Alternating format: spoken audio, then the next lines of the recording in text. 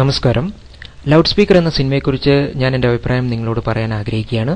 ഈ സിനിമ സംവിധാനം ചെയ്തിരിക്കുന്നത് ജയരാജ് ആണ്. മുഖ്യ കഥാപാത്രത്തെ അവതരിപ്പിച്ചിരിക്കുന്നത് മമ്മൂട്ടി. മമ്മൂട്ടി ഇവിടെ മൈക്ക് എന്ന ഒരു ശുദ്ധനായ ഒരു ഗ്രാമീണന്റെ ഭാഗമാണ് നിർവഹിച്ചിരിക്കുന്നത്. കടബാധ്യത കാരണം മൈക്കിന് സ്വന്തം കിഡ്നി ആനന്ദ് എന്ന ധനികന് ദാനം ചെയ്യേണ്ട ഒരു സ്ഥിതിവിശേഷം വരുന്നു. അതിനുവേണ്ടി മൈക്ക് ആനന്ദിന്റെ ഫ്ളാറ്റിൽ താമസിക്കേണ്ടതായിട്ട് വരുന്നു. അപ്പോൾ ഈ കഥയിൽ മെയിൻലി നോക്കുന്നത് എന്താണെന്ന് പറഞ്ഞു കഴിഞ്ഞാൽ ഈ മൈക്കിന്റെ ഈ ഒരു സ്വഭാവ സവിശേഷതയാണ്. അതായത് ആരുമായിട്ടും ചെങ്ങാത്തം കൂടാൻ ശ്രമിക്കും, എപ്പോഴും വളരെ ഉച്ചത്തിലേ സംസാരിക്കുകയുള്ളൂ. അപ്പോൾ ആനന്ദിന് ആദ്യം മൈക്കിനെ കാണുമ്പോൾ ഇതൊന്നും ഇഷ്ടപ്പെടുന്നില്ല. വളരെ ശാന്ത സ്വഭാവക്കാരനായ ആനന്ദിന് ശബ്ദ കോലാഹലങ്ങളൊന്നും ഇഷ്ടമല്ല. അപ്പോൾ മൈക്കിന്റെ ഈ ഒച്ചത്തിലുള്ള സംസാരവും എല്ലാം ആനന്ദിന് ഇഷ്ടപ്പെടുന്നില്ല. പക്ഷെ പിന്നീട് മൈക്കിന്റെ സ്വഭാവ ഗുണങ്ങൾ കണ്ടറിഞ്ഞ് ആനന്ദ് മൈക്കിനെ ഇഷ്ടപ്പെടുന്നു. അതിന് കാരണങ്ങളുണ്ട്. കാരണം ആനന്ദിന്റെ നെയ്ബേഴ്സ് അയൽവക്കക്കാരുള്ള ആൾക്കാരുമായിട്ടും മൈക്ക് പെട്ടെന്ന് തന്നെ ചെങ്ങാത്തം സ്ഥാപിക്കുന്നു. അവരുടെ കാര്യങ്ങളിൽ ഇടപെടുന്നു, അവരിൽ ദുഃഖിതരായവരെ സമാധാനിപ്പിക്കുന്നു.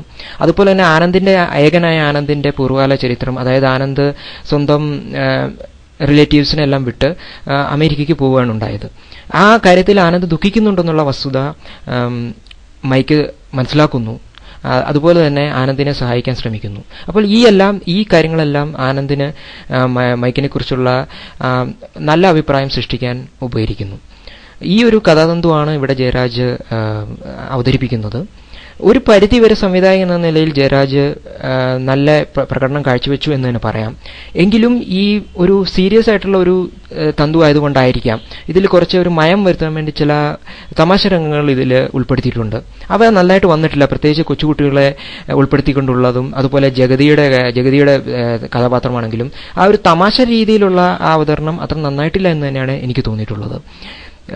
എങ്കിലും മൊത്തത്തിലെ അഭിനേതാക്കളുടെ കാര്യം പറയുകയാണെങ്കിൽ മമ്മൂട്ടി ആ ഒരു കഥാപാത്രത്തെ അറിഞ്ഞ് അഭിനയിക്കുന്നതിൽ വിജയിച്ചിട്ടുണ്ട്.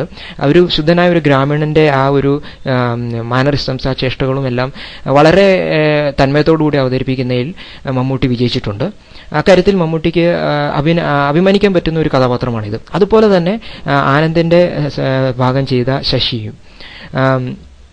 പിന്നെ മറ്റ് അഭിനേതാക്കളെ കുറിച്ച് പറയുകയാണെങ്കിൽ ജഗതിയെ കുറ്റം പറഞ്ഞിട്ട് കാര്യമില്ല. അദ്ദേഹം കഥാപാത്രം നന്നായിട്ടെങ്കിലും ആ കഥാപാത്രം ഒരു നല്ല രീതിയിൽ അവതരിപ്പിക്കുവാൻ തിരക്കഥയ്ക്ക് അതിനുള്ള ശക്തി ഇല്ലാതായിപ്പോയി.